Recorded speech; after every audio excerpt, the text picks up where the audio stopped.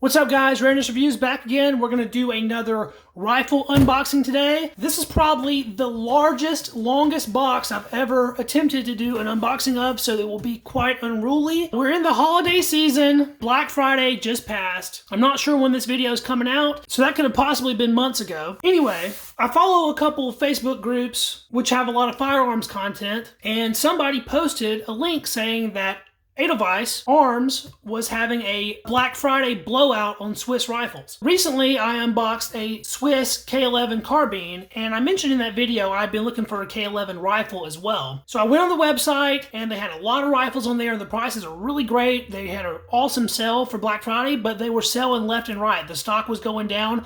I tried buying 2 rifles before I got to this one that I actually purchased, and they sold out while I was in the checkout. I was going to get a K11 rifle initially. However, the K11 rifle that I wanted sold out while I was trying to buy it, and so I had to go down to my third option, which was an 1896-11 conversion rifle, which is still a really awesome rifle and something that I wanted for my collection eventually. The price was so good on this, I could not pass it up at all. With shipping, it was just barely over $300. It was like $302, which is a fantastic price. Let's go ahead and attempt to open this up. I have never previously purchased anything from Edelweiss Arms before. I actually didn't even know they existed until I was told about this sale that was going on, and I instantly jumped on there and decided to make a purchase from them. We'll be opening that with my Cold Steel Roach Belly because, oddly enough, I don't own a Victorinox knife. We'll see how they do their packaging. They have nice branded tape on this. Well, we got that flap open. Let's see what's inside of here.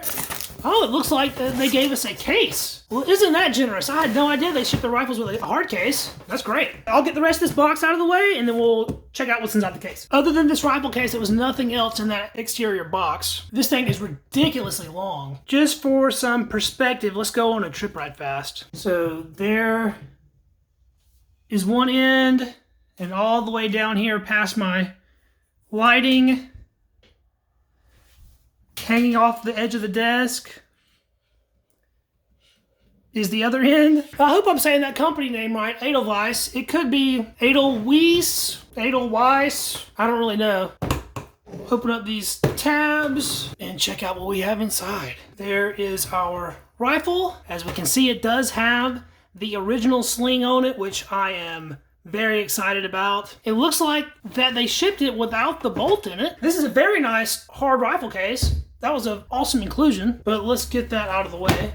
No matter what position I put this in, some of it's hanging off the desk. So it looks like that they wrapped the bolt in bubble wrap and zip tied that to the muzzle end of the rifle here. So let's go ahead and cut these zip ties off.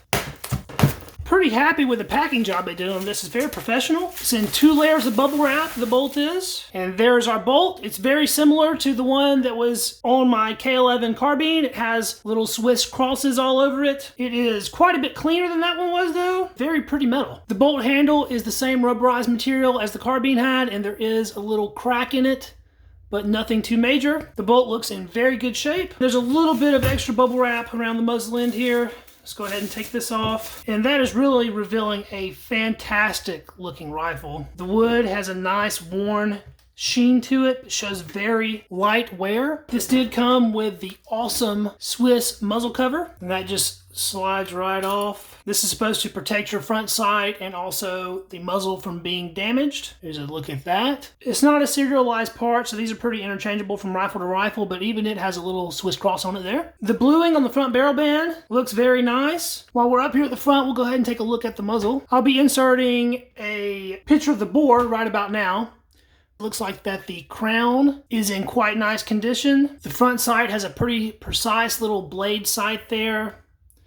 There's our bayonet lug. I do not have a bayonet for this. There's our stacking rod. The barrel is set into the stock precisely, and it is actually a free-floated barrel. It doesn't touch the stock, which aids in accuracy significantly. Oh, this thing is long. The overall length on this rifle is about 51 inches, which makes it as long, if not longer, than any other rifle that I own.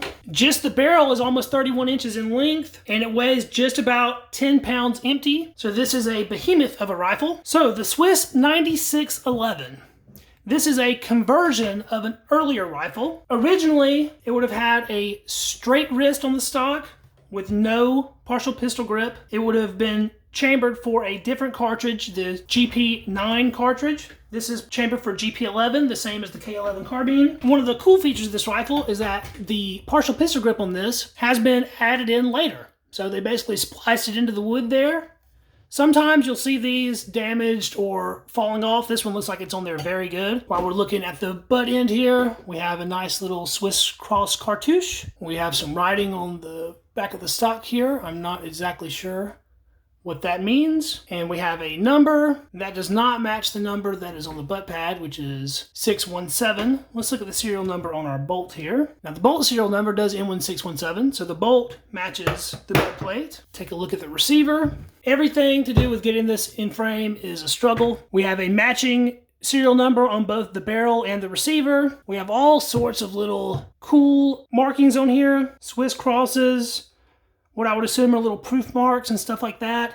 A beautiful rear sight in very good shape, graduated to 2,000 meters, and it's very smooth operation on that. This is a very clean rifle. You can tell it was taken good care of. Even the sling is in very nice shape. The magazine, just like a carbine, is a 6-round removable box magazine. This also has a matching serial number. That seems to be in very good shape.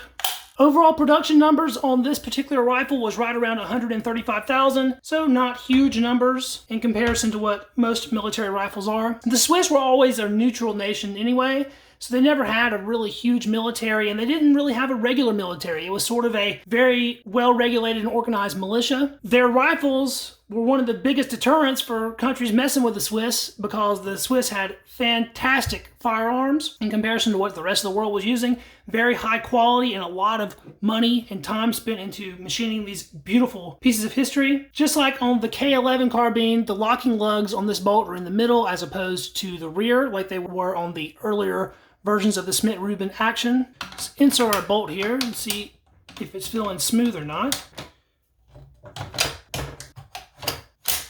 It locked in very nice. Working the bolt on camera is nearly impossible just due to size constraints, but it is very smooth. Looks like the battle sight on this is zeroed at 300 meters, which is pretty far out for most combat engagements, but at the time that this rifle was developed, militaries really thought that with the advent of smokeless powder, battles were going to take place at much further ranges than they ended up doing. Had the Swiss participated in World War I, you would have seen a lot of these in combat. Since the Swiss never did, none of these rifles really ever saw any combat. That's one of the reasons that Swiss rifles are usually in fairly good condition. The overall condition of this rifle is very nice, and I am so super happy that I lucked out on getting the deal that I did on this rifle. This is an awesome addition to my collection, and just the fact that it came with the little extras like the sling and the muzzle cover is super cool to me. This is a fantastic historical piece and an awesome example of the rifle. If this is a serial number on the buttstock,